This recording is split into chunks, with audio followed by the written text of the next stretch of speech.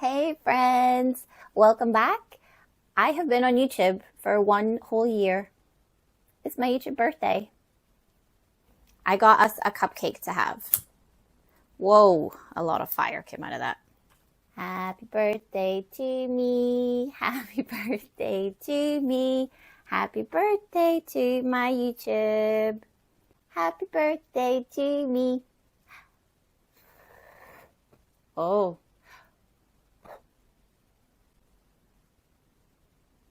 Ooh. So, celebrate all your wins, even the small ones. Maybe that's a big win. A year of making videos, that's kind of cool. But I wanted to do a bit of a talky head today and reflect on the year of YouTube and share that reflection with you. For those of you who don't know me, I'm Beccy. I'm an actor and a puppeteer, and a year ago I started making vlogs on YouTube to share more of the behind the scenes of my daily life.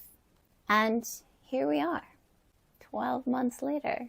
In the first video that I posted back, I get into who I am and why I'm here. So you can check that out if you haven't. But I wanted to reflect today on what I've learned in that first year. And I want to jump straight in and say that if you are someone who has ever wanted to try making vlogs or start a channel on YouTube and you haven't, just start. Just start. Don't wait for the perfect conditions that we invent for ourselves. Just start. You don't have to know what your editing style is or what your aesthetic is. I didn't know what my editing style was. I just found things that I liked through starting and trying and getting things wrong and imperfect, and then you kind of find your way. And I also didn't know that I had an aesthetic until I started watching my own footage back and realizing, gosh, I'm really drawn to the same kinds of colors all the time. I actually do have an aesthetic that I wasn't really aware of. But it's there, and that all then was quite effortless because it was just authentic to me, and I was just starting and trying, and you don't have to bill yourself as something that you think people want. You can just be yourself and find it that way, which to me just feels like the most effortless way that you could find something. And that will grow and that will change. I hope so. I hope I grow. I hope I change. I hope my videos grow with me. We're supposed to change and grow.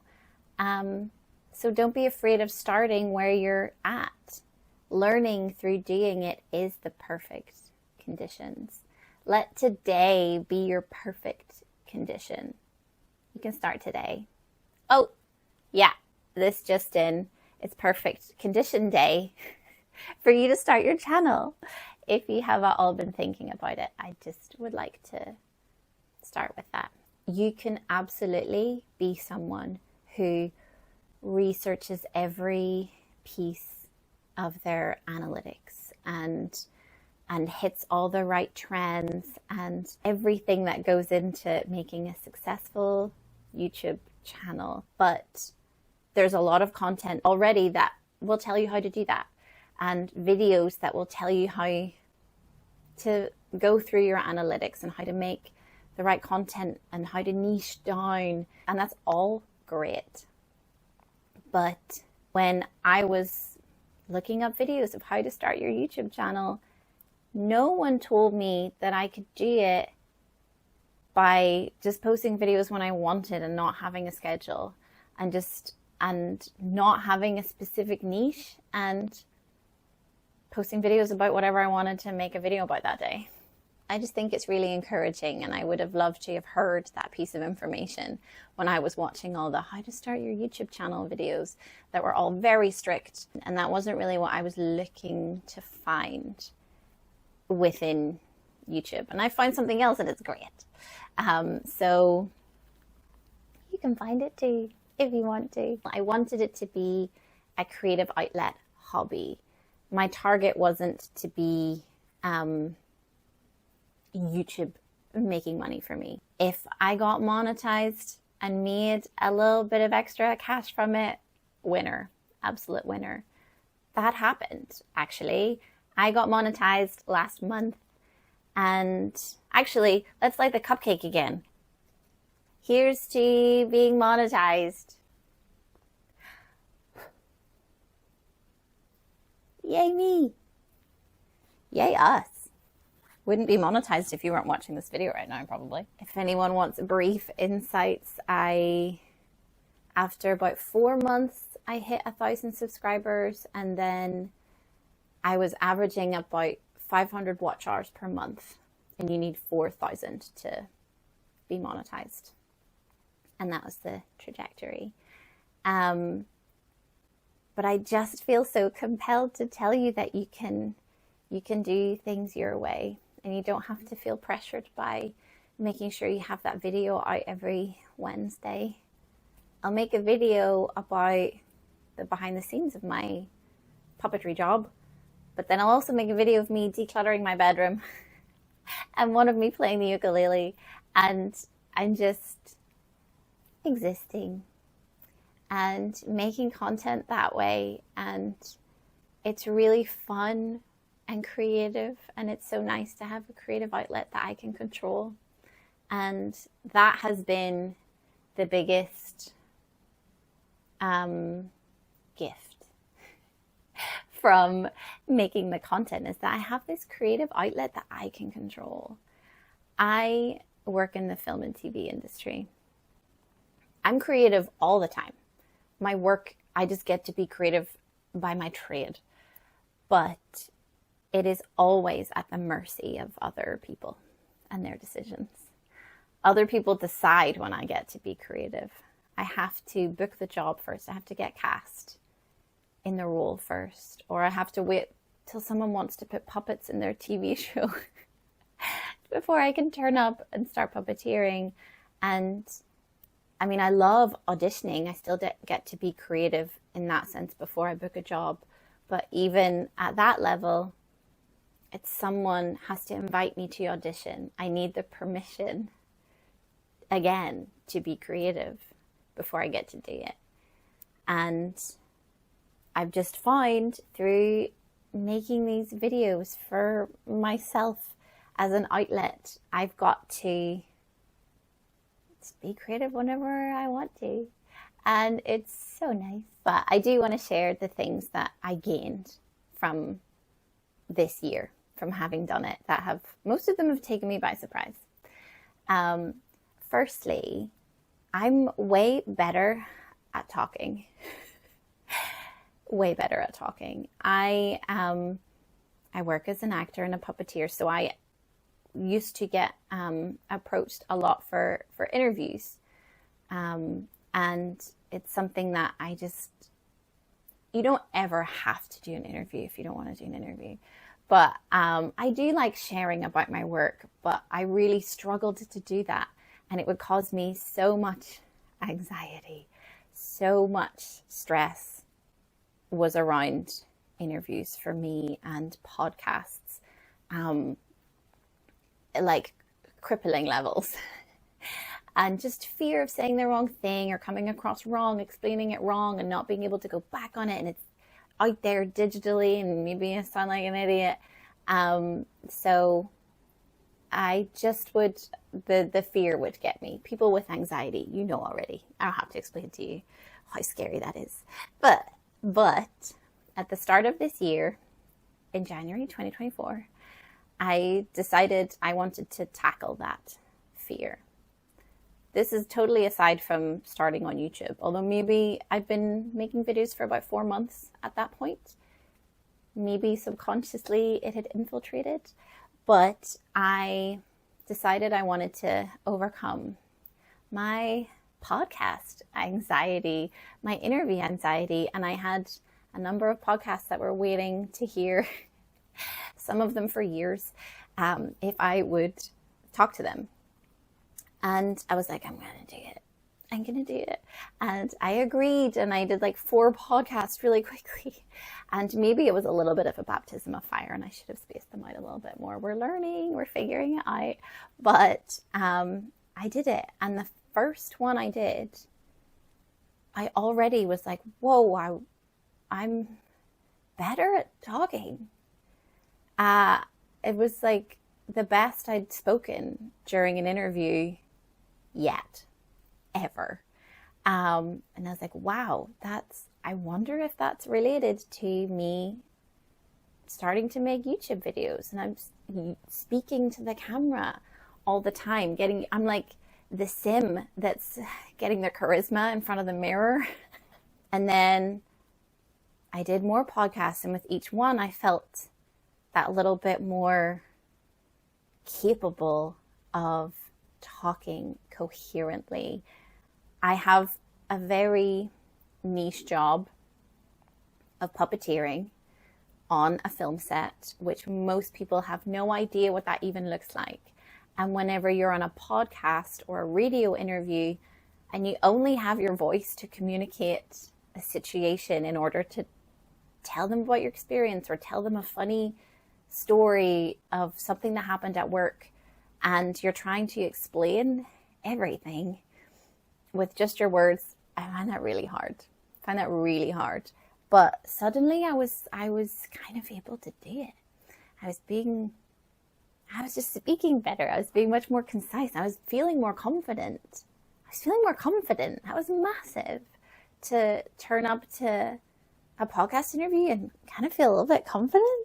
It was really cool. So it was like just this completely unexpected thing that I had gained from starting making YouTube videos and talking to my camera. And I did a radio interview last month. So we're like 11 months into making videos now.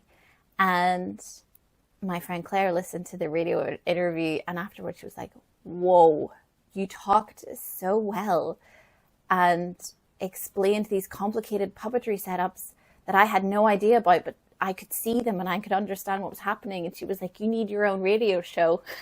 So it went from being crippled with nerves to even talk about things, to someone being like, you should have a segment on the radio where you talk.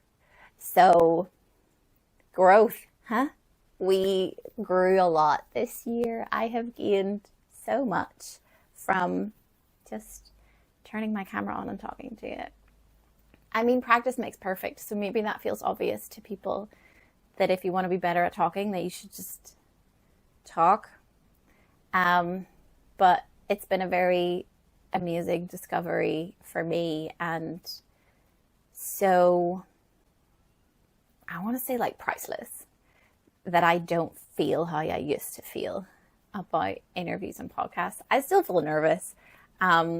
Maybe that will just always be there, or maybe that something will grow. I'm very introverted, I'm very shy. So I think there will always be a little difficult relationship there with putting myself out there in interviews, but the confidence that I've gained is insane. Delighted. There's a police car, I'm going to let it pass. So that is my biggest gain, I think, because that's just helping me in life, in my everyday life. I'm just better at talking. I'm better at certain aspects of my job now because I'm better at talking. I think it's also really lovely, almost like a diary. There's something really reflective about, for one, having these videos that you can then go back to and see where you were a year ago when you started doing this and talking about it, and to see where you are now. Or the therapeutic nature, maybe, of voicing something out. Sometimes I end up kind of problem solving because I'm talking about something to camera, and then through the act of speaking it, I figure it out. I think there's something nice in that, and I think it's very helpful for being able to remind you what you've achieved and what you've done. Sometimes if we can't see it, we can kind of forget things and what we've achieved. And it's a nice visual reminder to see those things. I find it really fun. I find it really fun and therapeutic. So it's also just a fun hobby to have that I really enjoyed having. And it's one of the only things I enter like flow state when I'm doing, and hours can pass and I'm like editing and I haven't realized and I haven't eaten or drank and it's dark. So, I mean, I should set a timer or something and solve that problem. But I just think it's really nice to have that and to have found something that's so therapeutic to me outside of work. I love the editing. I love picking the music. I think it definitely helps that there's still no stress on it for me. Yes, I am monetized, but I am not making it to be monetized, if that makes sense. That's just a happy thing that happened after the fact. But I'm not trying to please a particular audience by making it. I'm kind of making it in the way I like, and that will appeal to your audience, and I think they'll find you. And I feel like the internet is big enough now that you don't have to worry too much about upsetting someone if they don't like your content. I feel like there's so much out there, they can just find what they do like.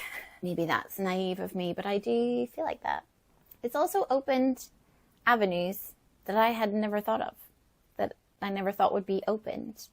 I got gifted a game to play, 2 games to play now. I didn't even make gaming content. I would be talking about being a cozy gamer, but I'd never made a playthrough video before and was gifted a game to play through, The Final Farewell by Studio Witchstar. And then I got gifted Anchored Hearts by Studio Witchstar to play also after doing the first one. Totally unexpected avenues opened, and I've been offered certain brand partnerships. I haven't accepted those because I haven't been approached by any that feel very relevant to me. I feel like I'm not an influencer. I'm an artist. So I don't really see myself just promoting things for the sake of promoting them. I'm fortunate enough to, I get paid to be an actor and a puppeteer. So I don't need to kind of say yes to everything in order to make my income. So it's no judgment on influencers who, like, content creation is their income. So if they don't agree to the brand deal, then they don't get the money. But I don't need to do that. So I have been offered things, but I don't want to sell something that solves a problem that I don't have. Anyway, if someone wants to offer me like a tea brand deal, we can talk.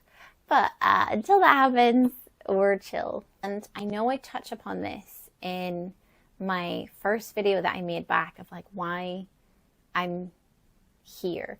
And part of the reason was feeling like, well, people don't know what you can do unless you show them. And I feel like I'm here showing and saying, yeah, I can do this, and also I can do that, and also I can play the ukulele a bit and sing a bit. And I have had castings then because I've put myself out there singing. And I've been offered voiceover jobs because people know I exist from videos like this.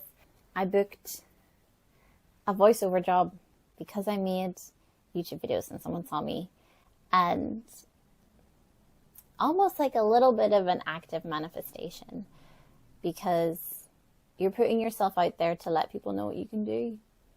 And it's like, if you want to manifest a coffee, you can't just sit in your house and wait for one to come to you. You should probably go outside and maybe hang around a coffee shop.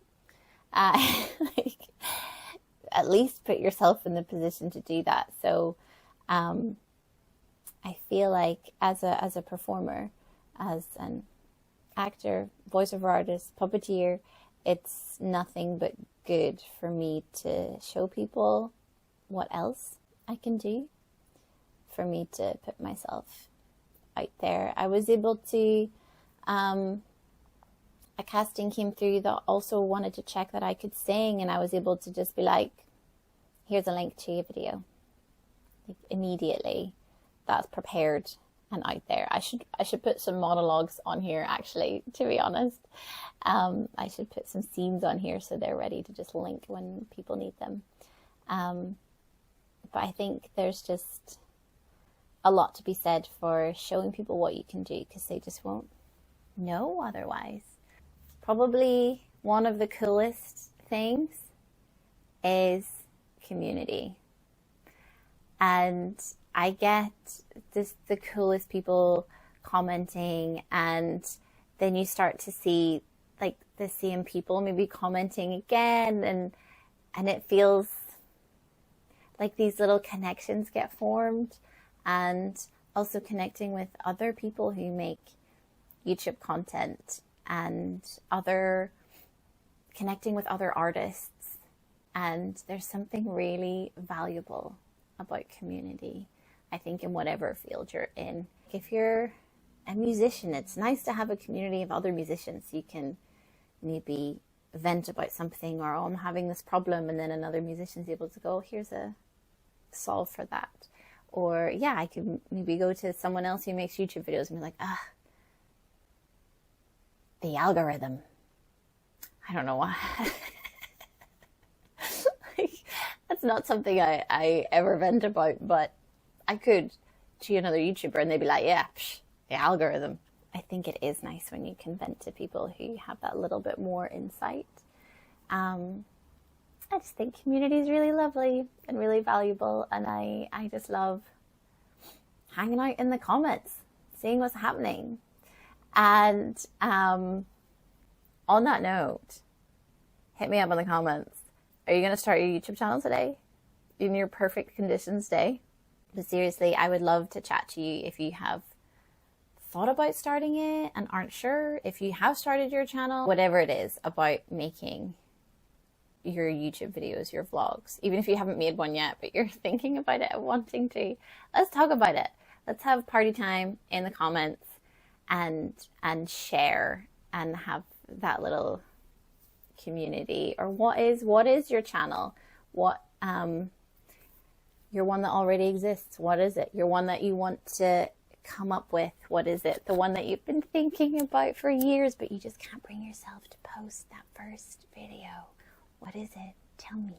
I'll check it out. We can check it out for each other.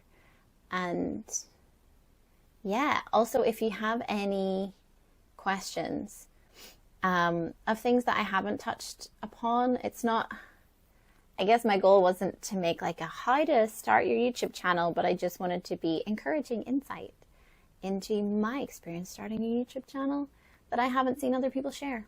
So I'm sharing it. Like, I don't even have expensive kit. I have a tripod and I use my phone to film, and I'm like, you don't need the fancy kit either. I did always tell myself, I was like, I'll wait till I've like made a bunch of videos and I really know my editing style before I invest in a camera. And now that I've made a bunch of videos with just my phone, I'm like, I don't need anything else. I just need the phone. It is good enough for me, and it is compact, and I take it everywhere anyway, so I'm always ready. Yeah, I'm a big advocate for not needing to spend the money. I think this mic was like 25 quid, and my tripod was around 20 quid. So there is that. But yeah, I wanted to just share those little reflections with you, celebrate my 1 year on YouTube milestone, my monetization milestone, and my thoughts on making a channel around the authentic you. your authentic self. We can find our own way to achieve things. Here we are, 1 year in, monetized, no posting schedule to speak of, no consistency in video content. But we're having a great time. We're having a great time, and I get a lovely artistic outlet outside of my work. And I just think it's lovely to be here. So yeah, there is a very stress-free way of doing this. I have no doubt that posting consistently and taking all those boxes works. I'm just here to share that it's not the only way that works. And if you're wanting it as a creative outlet and not just to be forcing yourself to make content so you can hit your data, your quota, I don't even know the terms. You don't have to do that. Let's just make art and have a lovely time. I'm going to light this candle one more time. Lighting the cupcake again to remind us to be authentic and be ourselves and celebrate the win of this YouTube birthday. Thank you so much for joining me today on my YouTube birthday, and thank you for joining me for this whole year. Thank you for sticking around. I intend to keep making videos and keep sharing the behind the scenes of my life. I have a whole closet to declutter. That's going to be on there. And I will be getting many more jobs that I can post the behind the scenes of, and different bits of my actor, puppeteer life. It's just really nice to be here. I like that I am here. And I like that you're here with me. Here is to another year.